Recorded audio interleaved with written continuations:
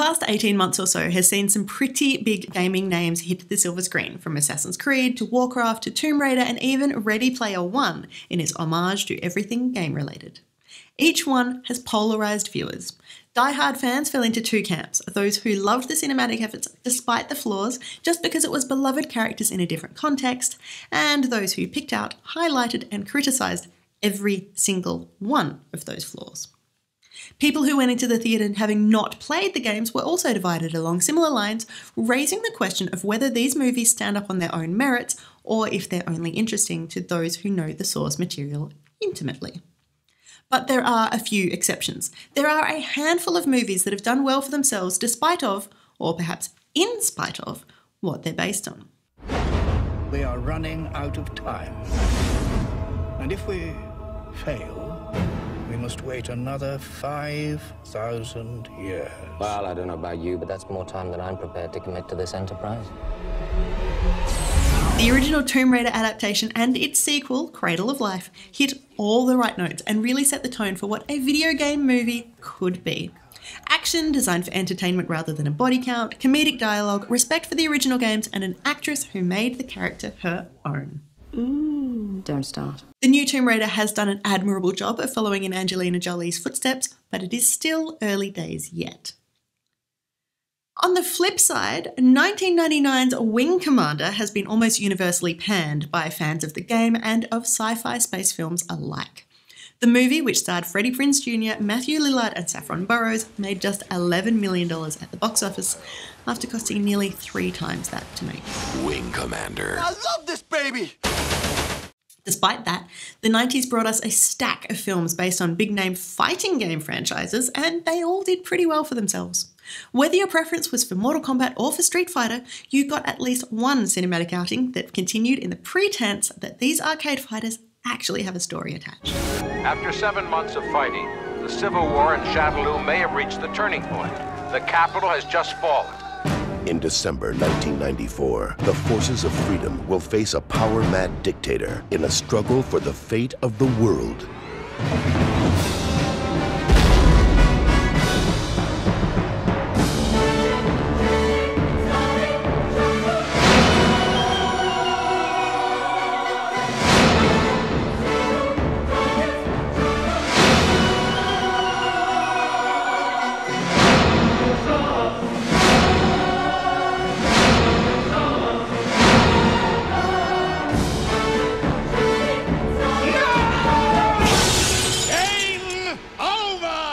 The storyline behind the biggest Finnish film project of all time is just as flimsy. A bunch of pigs steal a bunch of eggs and a bunch of birds get, you guessed it, angry.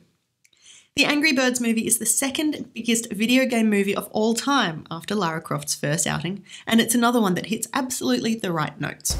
No matter whether you spent hours flinging birds at buildings or not, this is an animated, family-friendly movie with a stellar voice cast and a perfect blend of comedy and action. I don't trust them. I think they're up to something. Your opinion is not needed. Beak!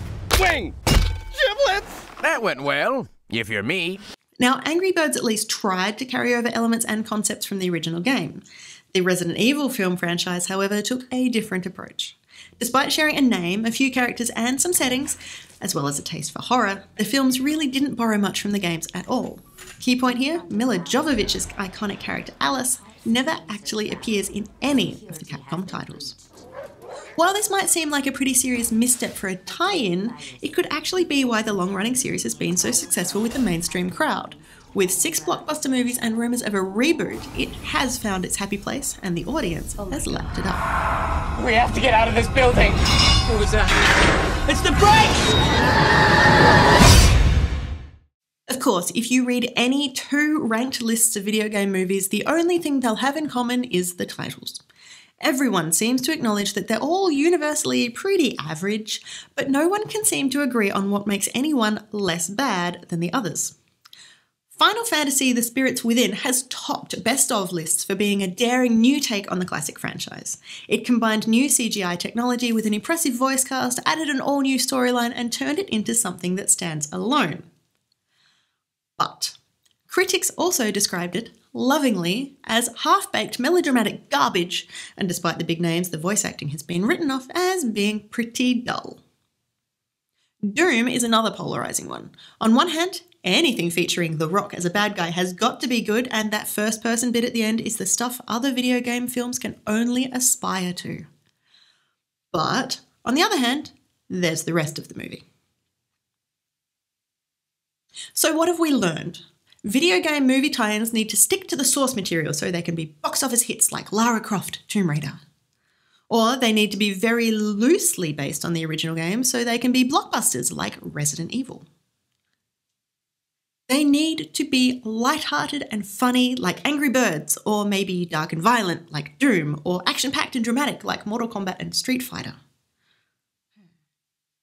We also haven't even looked at whether or not the adaptations of Hitman, Need for Speed, Prince of Persia, Max Payne, Warcraft, or Assassin's Creed are any good. One of my personal favourite video game movies is one I didn't even realise was a video game movie until the credits rolled. I caught In the Name of the King late one night and I knew absolutely nothing about it. I quickly learned that Jason Statham played a man named Farmer who has to save his kidnapped wife and avenge the death of his son. And later I found out it had been directed by Uwe Ball and based on the Dungeon Siege series. Much later, I discovered it was Ball's most expensive film production, it flopped at the box office, and almost everybody other than me thought it was terrible. But I loved it, and that's all that matters. A small force might slip through them and solve the problem at its source.